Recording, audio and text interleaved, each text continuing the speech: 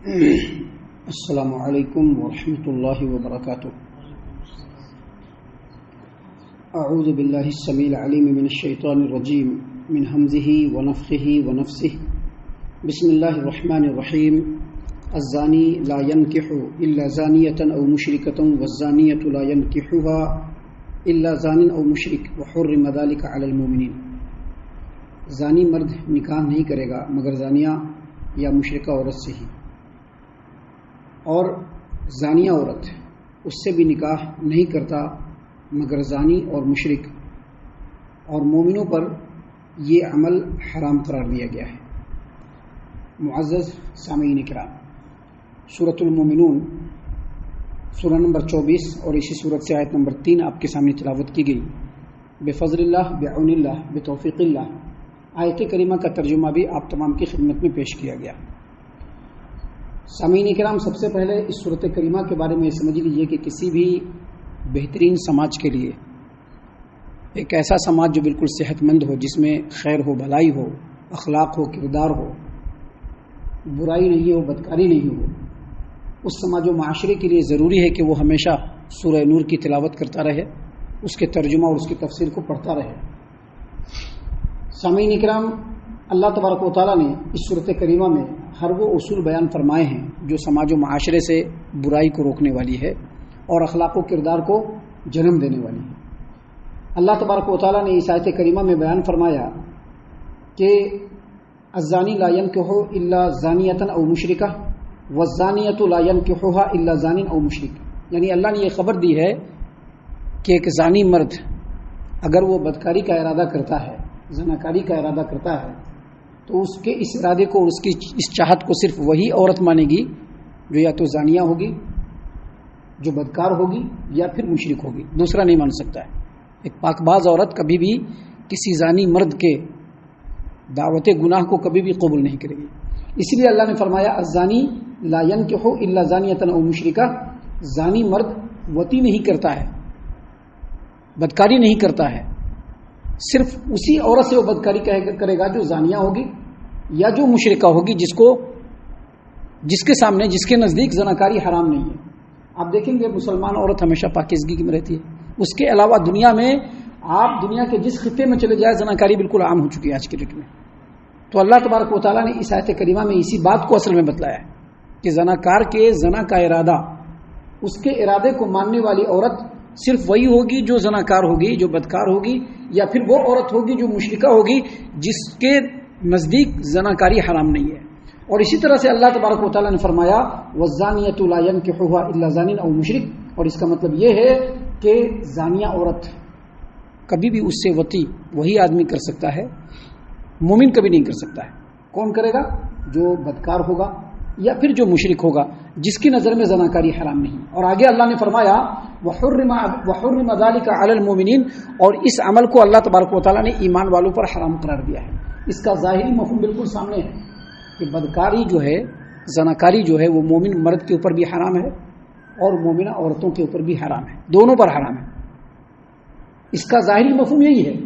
لیکن اس آیت کریمہ کی روشنی میں اللہ کے رسول صلی اللہ علیہ وسلم کی حدیث کے مطابق اور مفسرین اور سلف صالحین کے قول کے مطابق اس کا ایک مطلب یہ بھی ہے کہ ایک مومن آدمی جب شادی کرے گا، جب نکاح کرے گا، تو یہ ضرور دیکھے گا کہ جس عورت سے وہ نکاح کر رہا ہے، جس خاندان میں وہ نکاح کر رہا ہے، جس سماج و معاشرے میں وہ نکاح کر رہا ہے، اس میں کہیں بدکاری کا چلن عام تو نہیں ہے. ایسا گھرانہ جس کے بارے میں بالکل یہ عام ہو کہ وہ گھر فحاشی کا جو ہے اڈا ہے، یا اس کے بارے میں پتہ چل جائے کہ یہ گھر جو ہے اس کے اندر جو ہے کوئی روک ٹوک نہیں ہے، تو ایسے گھر میں نکاح کرنا مومنوں کے اوپر حرام قرار دیا گیا. دیکھیے، اس سلسلے میں تفسیر الدر المنصور کے اندر، اور اسی طرح سے امام ابن ابی حاتم نے تفسیر ابن ابی حاتم کے اندر امام قتادہ سے اور مقاتل بن حیان سے، دونوں سے روایت کیا. دونوں فرماتے ہیں اس آیت کریمہ کی روشنی میں کہ زانی عورت سے نکاح کرنا عفت مآب اور پاک دامن مردوں کے اوپر، مومن مردوں کے اوپر بالکل حرام ہے. یا اسی طرح سے کوئی پاک دامن آدمی ہے، کوئی عفت مآب مسلمان ہے، اس کو اس کی نکاح میں زانیہ عورت کو دینا یہ بالکل حرام ہے. ایسا گھرانہ جس کا چال چلن درست نہیں ہو، اس گھر میں یا تو بیٹے کا نکاح کرنا یا بیٹی کا نکاح کرنا شرعی اعتبار سے بالکل حرام ہے۔ اس آیت کریمہ کی روشنی میں اہل علم نے یہی بات بیان کی ہے۔ دیکھیے اس سلسلے میں ایک حدیث ہے امام احمد نے اپنی مسند کے اندر روایت کیا۔ امام احمد نے اپنی مسند میں عبداللہ بن عمرو بن عاص رضی اللہ عنہما سے روایت کیا کہ مسلمانوں میں سے ایک آدمی نے رسول کریم صلی اللہ علیہ وسلم کی خدمت میں حاضر ہو کر کہا کہ محزول نامی ایک عورت ہے جس سے میں رشتہ کرنا چاہتا ہوں، جس سے میں نکاح کرنا چاہتا ہوں۔ اور یہ جو محزول ہے یہ وہ عورت جو غیروں سے بدکاری کراتی تھی، اور بدکاری کراتی تھی شرط پر کہ جب تک بدکاری کرے گا اس کے اوپر خرچ کرتے رہنا ہے، جیسا کہ آج کے ریٹ میں دنیا میں ہو رہا ہے، پیسہ لے کر کے اپنے جسم کو بیچنا۔ اس عورت کا کام یہی تھا کہ وہ بدکاری کراتی تھی، لیکن اس شرط پر کراتی تھی کہ جب تک بدکاری کرے گا میرے اوپر خرچ کرتا رہے گا۔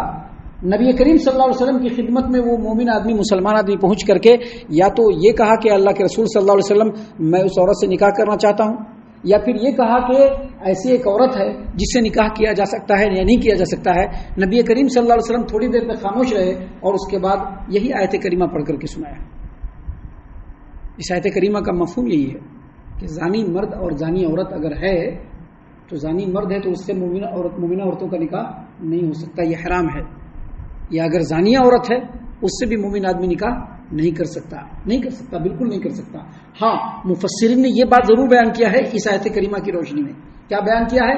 یہ بیان کیا ہے کہ اگر کوئی زانی مرد یا کوئی زانی عورت کبھی کسی زمانے میں زناکار تھا یا تھی اور بعد میں چل کر کے اس نے پکی سچی توبہ کی، اور پکی سچی توبہ کرنے کے بعد اس نے اپنے زندگی کے طرز عمل کو بھی بدلا، یعنی صرف دیکھیے توبہ کا مطلب یہ نہیں کہ زبان سے توبہ کر لیا کہ ہاں میں توبہ کر رہا ہوں، نہیں، بلکہ توبہ کرنے کے بعد اس نے اپنے زندگی کے طرز عمل کو بدل لیا تو پھر اس سے نکاح کیا جا سکتا ہے۔ وگرنہ ایسا گھرانہ یا ایسا مرد یا ایسی عورت جو بدکار ہو، جس کے بارے میں مشہور ہو کہ یہ فحاش ہے یا فحاشہ ہے، تو ایسی عورت سے نہ تو مرد رشتہ کریں گے اور نہ ہی ایسے مرد سے مومن عورت رشتہ کرے گی۔ یہ مومنوں کے اوپر اللہ تبارک و تعالیٰ نے حرام قرار دیا ہے۔ اسی کو اللہ نے یہاں پر فرمایا وحرم ذلک علی المؤمنین، اور یہ زناکار سے نکاح مومنوں کے اوپر حرام قرار دیا گیا ہے۔ ابھی اس صورت کریمہ میں آگے اور بھی باتیں ہیں جو انشاءاللہ کل اور کل کے بعد کے دروس میں ہم آپ کے سامنے پیش کریں گے، جس میں اللہ تبارک و تعالیٰ نے مومنوں کے لیے، مومن سماج و معاشرے کے لیے، اسلامی سماج و معاشرے کے لیے بہت سارے اصول بیان کیے ہیں، جس کو انشاءاللہ کل اور کل کے بعد کے دروس میں ہم آپ کے سامنے پیش کرنے والے ہیں۔ ہم اللہ سے دعا کرتے ہیں کہ اللہ تعالیٰ ہم تمام کو ان باتوں پر خوب غور و فکر اور تدبر کرنے کے ساتھ ساتھ ان باتوں پر عمل کرنے کی بھی توفیق عنایت فرمائے، آمین۔ اللہ تعالی ہم تمام کو صحیح معنوں میں پکا سچا مومن مسلمان بنائے، اللہ اور اس کے رسول صلی اللہ علیہ وسلم کی اطاعت و فرما برداری کرنے والا بنائے، صحابہ کرام رضی اللہ عنہم کے طریقے پر چلنے والا بنائے، جنت الفردوس میں جگہ عطا فرمائے۔ اے اللہ ہم تمام کو جہنم سے پناہ دے، اے رب العالمین ہم تمام کو جہنم سے پناہ دے، اے مالک الملک ہم تمام کو جہنم سے پناہ دے، آمین یا رب العالمین۔ وما علینا الا البلاغ المبین۔